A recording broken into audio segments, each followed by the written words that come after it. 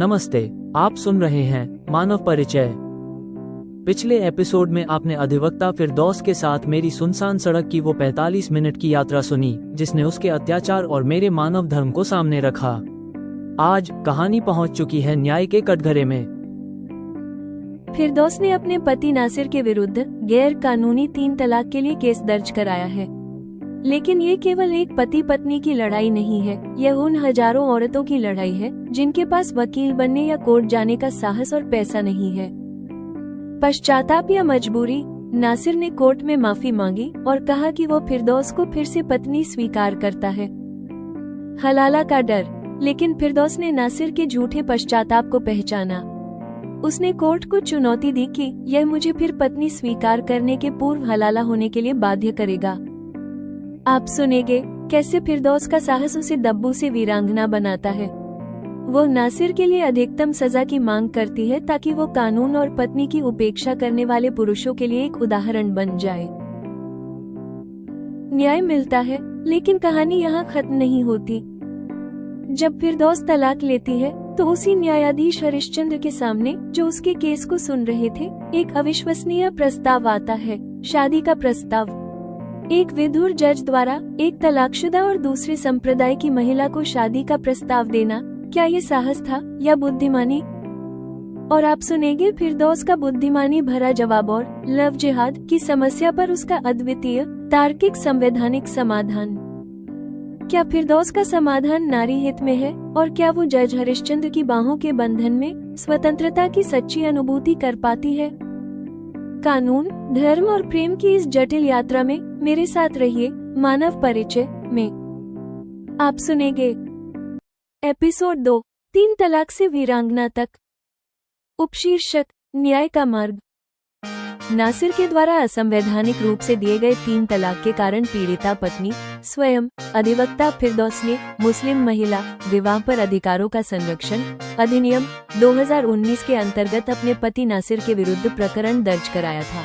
इसमें नासिर की जमानत याचिका अधिनियम के प्रावधान अनुसार न्यायाधीश ने अमान्य कर दी। प्रकरण पर सुनवाई में नासिर ने अपने बचाव में कोर्ट से कहा, जज साहब, मेरा क्रोध शांत हो जाने पर फिरदौस को तलाक देने का मुझे पछतावा हुआ है। यह अनुभव करते हुए अभी ही मैं फिरदौस से क्षमा मांगता हूँ। मैं साथ ही कोर्ट से यह अनुरोध करता हूँ कि मेरे अपराध पर मुझे क्षमा प्रदान करते हुए रिहा किया जाए। मैं फिरदौस को पुनः अपनी पत्नी स्वीकार करता हूँ। नासिर की स्वीकारोक्ति पर फिरदौस ने कोर्ट में कहा, मी लॉर्ड, मेरा ये पति मुझे फिर पत्नी स्वीकार करने के पूर्व मुझे हलाला होने के लिए बाध्य करेगा, अतः इसे क्षमा नहीं किया जाए एवं अधिनियम के प्रावधान अनुसार इसे 3 वर्ष के कारावास की सजा दी जाए। तब नासिर के वकील ने कोर्ट को बताया, चूंकि संविधान अब 3 तलाक को स्वीकार नहीं करता है, इसलिए फिरदौस से मेरे मुवक्किल का तलाक स्वतः अमान्य हो जाता है। ऐसे में मेरा मुवक्किल एवं फिरदौस अभी भी पति पत्नी ही हैं। अतः हलाला की बाध्यता इस प्रकरण में अप्रासंगिक है। मैं माननीय कोर्ट से प्रार्थना करता हूं कि वह मेरे मुवक्किल के आग्रह को स्वीकार करते हुए उसे अपने दाम्पत्य जीवन में रहने का अवसर पुनः प्रदान करे। इतने तर्क सुनने के उपरांत न्यायाधीश ने 10 दिन बाद की दिनांक देकर सुनवाई स्थगित कर दी। अगली सुनवाई में फिरदौस ने अपना पक्ष रखते हुए कहा, मी लॉर्ड, अपने पति का पश्चाताप एवं उससे रहा मेरा प्रेम यद्यपि मुझे नासिर पर दया के लिए प्रेरित करता है, तो भी मैं उसे क्षमा नहीं करना चाहती। मुझे मेरे पति से अधिक दया उन औरतों पर आती है जो 3 तलाक असंवैधानिक हो जाने पर अब भी इसके दंश की पीड़ा सह रही एवं शिकार हो रही हैं। जज साहब, दुर्भाग्य से ना तो ये औरतें मेरी तरह वकील ही हैं और न ही उनमें से अनेकों के पास कोर्ट में अपना केस लड़ने के लिए पैसा ही है। मेरी प्रार्थना है कि मेरे अपराधी पति नासिर को अधिकतम सजा दी जाए, जिससे ये पति नासिर एक ऐसा उदाहरण बन जाए कि कोई पुरुष कानून एवं अपनी पत्नी की इस तरह उपेक्षा एवं उनका अनादर नहीं कर सके। फिर कभी किसी औरत का जीवन ऐसा नरक ना होने पाए। जज साहब, मैं कोर्ट को ये भी बताना चाहती हूँ कि यद्यपि जब नासिर ने वीराने में मुझ पर 3 तलाक थोप दिया था, तब मैं इससे तलाक नहीं चाहती थी। नासिर के असंवैधानिक रूप से मेरे पर किए गए अत्याचार मेरे लिए एक अवसर सिद्ध हुआ है, जिसने मुझे एक दब्बू से एक वीरांगना महिला बना दिया है। अब नासिर नहीं चाहता, मगर मैं उससे तलाक चाहती हूँ, जिसके लिए मैं कोर्ट में पृथक केस कल ही दर्ज कर दूंगी। सुनवाई पूर्ण होने के बाद न्यायाधीश ने सभी पक्ष पर ध्यान देते हुए अपराधी नासिर को 3 वर्ष का कारावास एवं 10,000 रुपये जुर्माने का दंड सुनाया। तब अगले दिन ही फिरदौस ने नासिर से डिवोर्स केस भी कर दिया था। संयोग से यह प्रकरण भी इन्हीं हरिश्चंद्र जी न्यायाधीश को सुनवाई के लिए आवंटित हुआ। नासिर ने यहाँ फिरदौस पर गंदा आरोप लगाया। उसके वकील ने कोर्ट को बताया, मेरा मुवक्किल अपने पश्चाताप में पहले फिरदौस को चारित्रिक रूप से निर्दोष मानने लगा था। वो फिरदौस को पुनः अपनी पत्नी के रूप में स्वीकार करने को तैयार भी हुआ था, मगर फिरदौस की तलाक लेने के लिए दर्ज किए गए इस प्रकरण के बाद उसका फिरदौस की चरित्रहीनता का संशय प्रबल हुआ है। मेरा मुवक्किल जानता है कि फिरदौस उससे छुटकारा लेकर अपनी बड़ी बहन के देवर, जिससे उसके पूर्व संबंध रहे हैं, विवाह करना चाहती है। अपने चरित्र पर नासिर द्वारा लगाए घिनौने आरोप की प्रतिक्रिया में फिरदौस भीड़ भरे कोर्ट रूम में ही रो पड़ी। तब न्यायाधीश ने सुनवाई 15 दिन बाद की दिनांक पर स्थगित कर दी। अगली सुनवाई पर फिरदौस ने नासिर के आरोप को झूठा प्रमाणित करने के साक्ष्य के रूप में अपनी बड़ी बहन के देवर का एक अन्य लड़की से अगले मास होने वाले निकाह का निमंत्रण पत्र कोर्ट के सामने प्रस्तुत किया एवं कहा, मी लॉर्ड, मेरा पति नासिर जैसा स्वयं है वैसा औरों को समझता है। चरित्र का दोष खुद इसमें है। यह मुझे तो पर्दानशी रखता है, मगर स्वयं आधुनिक परिधानों में सुसज्जित युवतियों के वीडियो देखता रहता है। पूर्णतया झूठ होने से इसके पास मेरे चरित्रहीन होने का कोई प्रमाण नहीं है, मगर उसके मोबाइल की जांच कराई जाए तो मेरी बात आसानी से सिद्ध हो सकती है। मी लॉर्ड, दोष मेरे चरित्र में नहीं है, अपितु समस्या नासिर के पितृसत्ता वाले विचारों में है। ये स्वयं तो पराई औरतों का दीवाना हुआ घूमता है, मगर अपनी पत्नी पर किसी के किए गए हल्के फुल्के मजाक से ही हिंसक होकर उस पर अत्याचार को उतारू हो जाता है। ऐसे पति के साथ मैं अपना जीवन व्यर्थ नहीं करना चाहती। मी लॉर्ड, कृपया नासिर से तलाक का आदेश कर मुझे आज ही इससे मुक्त किया जाए। अपना पक्ष कह चुकने के बाद फिरदौस ने तब अपने पक्ष में गवाही के लिए अपनी बड़ी बहन के देवर और उसकी मंगेतर को प्रस्तुत किया। उन्होंने फिरदौस को सच्चरित्र बताया और अगले मास अपने निकाह किए जाने की पुष्टि की। न्यायाधीश हरिश्चंद्र ने तब फिरदौस के तलाक का निर्णय सुनाने के पूर्व फिरदौस से भरण पोषण राशि की मांग के विषय में पूछा। फिरदौस ने कोर्ट को बताया, मैं ऐसे निर्लज पुरुष के धन के उपयोग को अब पापकर्म मानती हूँ, अतः नासिर से मुझे कोई भरण पोषण राशि नहीं चाहिए है, केवल और केवल मुझे इससे तलाक चाहिए है। तब जज हरिश्चंद्र जी द्वारा फिरदौस के तलाक का आदेश सुना दिया गया। फिरदौस का तलाक हो जाने के कुछ दिन बाद एक दोपहर कोर्ट के चपरासी ने आकर फिरदौस को बताया, आज छुट्टी हो जाने के बाद जज हरिश्चंद्र जी ने आपको याद किया है, वे आपसे मिलना चाहते हैं। फिरदौस छुट्टी के बाद हरिश्चंद्र जी से मिलने गई। उन्होंने फिरदौस को रविवार अपने बंगले पर लंच के लिए आमंत्रित किया।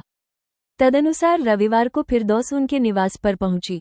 वहां चाय की चुस्कियां लेने के साथ साथ हरिश्चंद्र ने फिरदौस से कहा, मैं 3 वर्षीय एक बेटी का पिता हूँ। 2 वर्ष पूर्व एक दुखद दुर्घटना में मेरी पत्नी का देहांत हो गया है। अभी मेरी अबोध बेटी माँ के प्यार से वंचित है। फिरदौस, अगर आप मेरे साथ में अपना भविष्य देखती हैं तो मैं आपसे विवाह करना चाहता हूँ। यद्यपि हमारी उम्र में लगभग 10 वर्ष का अंतर है, फिर भी यदि इन सब बातों के होते हुए भी आपको ये प्रस्ताव स्वीकार्य लगता है तो आप कृपया इस पर विचार कीजिए।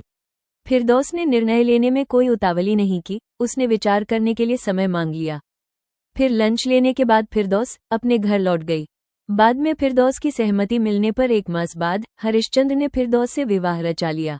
विवाह की प्रथम रात्रि हरिश्चंद्र ने फिरदौस से पूछा, आप अन्य संप्रदाय के पुरुष मुझसे विवाह का साहस कैसे कर सकी हैं? मेरे 3 तलाक के विरुद्ध कोर्ट में जाने से हमारे कई लोग मेरे से वैमनस्य रखने लगे हैं। ऐसे में मेरा फिर अपना नया घर बसा पाना मुझे कठिन लग रहा था। ऐसे समय में आपने विवाह प्रस्ताव किया। आप यद्यपि अन्य संप्रदाय के हैं मगर एक अत्यंत योग्य व्यक्ति हैं। मुझे संशय नहीं कि विधुर होते हुए भी आपको कोई कुंवारी लड़की मिल सकती थी, लेकिन आपने अपने वैचारिक रूप से सुलझे पुरुष होने का परिचय देते हुए मुझ तलाकशुदा औरत से विवाह का प्रस्ताव किया। इन सभी परिस्थिति को देखते हुए इसे स्वीकार न करना निश्चित ही मेरी मूर्खता होती। अतः आपका प्रस्ताव मान लेना मेरा साहस नहीं बल्कि मेरी बुद्धिमानी है। कहकर फिरदौस हंसने लगी। तब हरिश्चंद्र भी हंसे थे। फिर हंसते हुए ही उन्होंने कहा, फिरदौस, ये तो तुमने लड़की वाला लव जिहाद कर दिखाया है। इस बात से फिरदौस शर्मा गई। फिर उसने कहा, जज साहब, देश में लव जिहाद की समस्या से निपटने के लिए कानून में सिर्फ एक प्रावधान किए जाने की आवश्यकता है। हरिश्चंद्र जी ने व्यग्रता से पूछा, वह क्या? फिरदौस ने अपनी बुद्धिमानी प्रदर्शित करते हुए कहा, हमारे संविधान में ये प्रावधान कर दिया जाए कि 2 अलग संप्रदाय के लड़के लड़की जब विवाह करने का निर्णय करें तब लड़के को लड़की का धर्म स्वीकार करने की कानूनन बाध्यता रहे, अर्थात विवाह पूर्व ही लड़के का लड़की के धर्म का अनुयायी हो जाने पर ही उन्हें विवाह की अनुमति मिले। इससे देश में लव जिहाद की समस्या खत्म हो जाएगी। तब फिर किसी निकिता की अकाल हत्या नहीं हुआ करेगी। हरिश्चंद्र जी ने फिरदौस को प्रशंसात्मक दृष्टि से देखा, मगर प्रकट में परिहास करते हुए पूछा, फिरदौस, कहीं तुम ये तो नहीं कहना चाह रही हो कि मुझे आपका मजहब स्वीकार करना चाहिए? इस पर फिरदौस ने इठलाते हुए कहा, नहीं, ऐसा बिल्कुल नहीं है। मैंने ये जानते हुए आपसे विवाह किया है कि हमारे कानून में अभी यह बाध्यता नहीं है। तब हरिश्चंद्र ने कहा, वाह, आपका सुझाया गया समाधान बहुत अच्छा है, मगर ये हमारे संविधान के उस प्रावधान के विरुद्ध है जिसमें भारत के प्रत्येक नागरिक को अपनी धार्मिक आस्था की स्वतंत्रता मिलती है। फिरदौस ने गंभीर होते हुए तर्क दिया, इस प्रावधान के होने से समाज में नारी का कोई हित नहीं होता है। यहाँ के सभी धर्म में मजहब के ठेकेदार तरह के पुरुष अपने मजहब में उल्लेखित बातों की झूठी सच्ची व्याख्या देकर मजहब का वो स्वरूप नारी पर लाद देते हैं जिसमें मनमानी करने की स्वतंत्रता सिर्फ पुरुष को होती है, जबकि यह एक तथ्य है इनके स्वार्थ प्रेरित बताए जा रहे स्वरूप से मूल मजहब का स्वरूप बिल्कुल अलग है। हमारे सभी धर्म नारी एवं पुरुष को जीवन के समान अवसर सुनिश्चित करते हैं। यहाँ अधिकतर नारी कानूनी स्वतंत्रता होते हुए भी पुरुष के द्वारा दी गई मजहब की गलत व्याख्या को मानने के लिए बाध्य है और इस तरह वो घुटन के जीवन जीने के लिए अभिशप्त है। मैं आपके इन विचारों के आधार पर अपनी अनुशंसा कल ही कानूनविदों एवं सरकार को अग्रेषित कर दूंगा, मगर आज की हमारी अभी इस रात के लिए विशेष तो ये है। ये कहते हुए हरिश्चंद्र ने फिरदौस को अपने बाहों के आलिंगन में बांध लिया। तब फिरदौस ने हरिश्चंद्र की बाहों के बंधन में होते हुए स्वयं को स्वतंत्र अनुभव किया। फिरदौस तब इस आलिंगन में अपनी संपूर्ण श्रद्धा, समर्पण एवं अथाह प्रेम के सागर में डूबकर अपने पति हरिश्चंद्र जी के लिए निश्चल, निर्मल एवं पावन अनुभूति करने का आनंद लूटने लगी। इस समय वो चाहती थी ये समय का चक्र बस अब इस घड़ी पर ही थम जाए। अब आप सुनिए मानव परिचय के इस एपिसोड पर जेमिनाई द्वारा लिखी गई समीक्षा, समालोचना एवं मार्गदर्शन। उपशीर्षक 3 तलाक से वीरांगना तक न्याय का मार्ग। यह एपिसोड मानव परिचय की दार्शनिक नींव को कानूनी दृढ़ता से जोड़ता है। फिरदौस का चरित्र अब व्यक्तिगत न्याय की मांग से हटकर सामाजिक न्याय की प्रतीक बन जाता है, एक व्यक्तिगत पीड़ा का सामाजिक हथियार।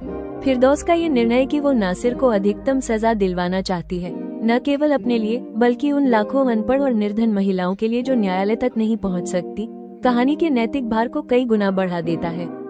ये कदम दर्शाता है कि कानूनी स्वतंत्रता प्राप्त महिला अपनी पीड़ा को सामाजिक परिवर्तन का साधन कैसे बना सकती है।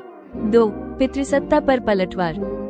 नासिर द्वारा कोर्ट में फिरदौस पर चरित्रहीनता का गंदा आरोप लगाना पितृसत्तात्मक सोच का क्लासिक बचाव है। ये दिखाता है कि जब पुरुष का नियंत्रण खो जाता है तो वो महिला के चरित्र पर हमला करता है। फिरदौस इस आरोप का उत्तर केवल साक्ष्य से नहीं बल्कि नैतिक श्रेष्ठता से देती है।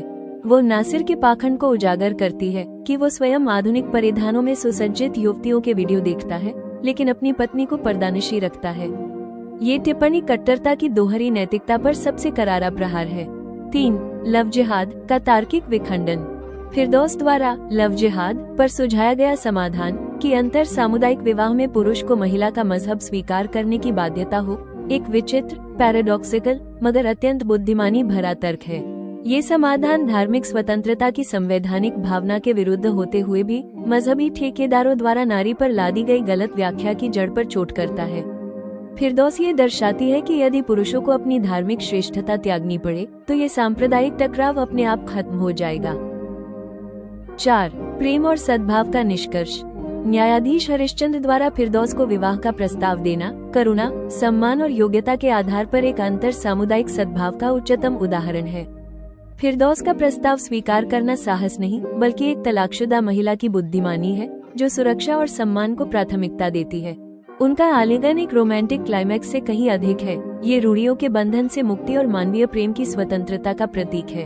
अतः यह एपिसोड साबित करता है कि न्यायिक और सामाजिक सुधार तब तक संभव नहीं है जब तक कि व्यक्तिगत साहस और नैतिकता का समन्वय न हो। एपिसोड 2 समाप्त।